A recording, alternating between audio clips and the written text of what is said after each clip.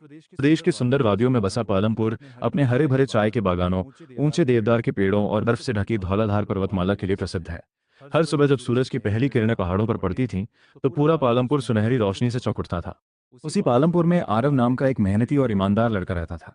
उसे प्रकृति से बहुत प्रेम था। हर दिन वह अपने दादाजी के साथ चाय के बागान में घूमने जाता और पेड़ पौधों की देखभाल करता। दादाजी हमेशा कहते थे, जो प्रकृति से प्यार करता है, प्रकृति भी उसका साथ कभी नहीं छोड़ती।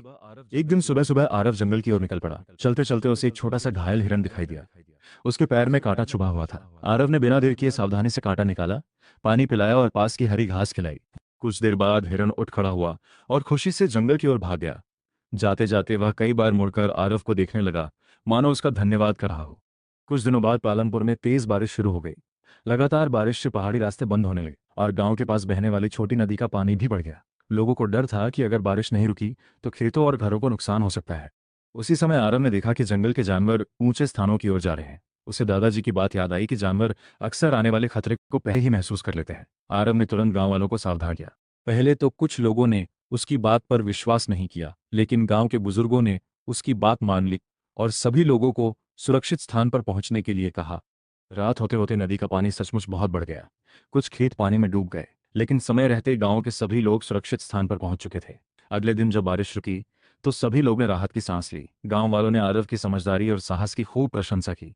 कुछ दिनों बाद पूरा पालमपुर फिर से पहले की तरह हरा भरा हो गया।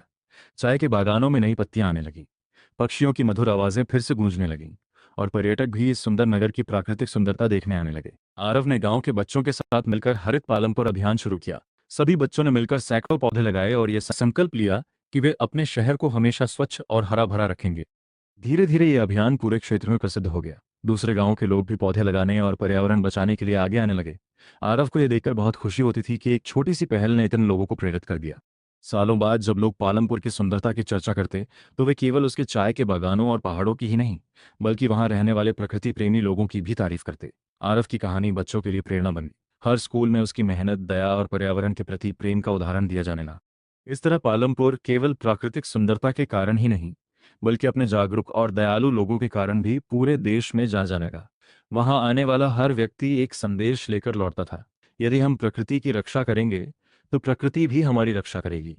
यही पालमपुर की सबसे बड़ी पहचान और सबसे सुंदर सीख थी।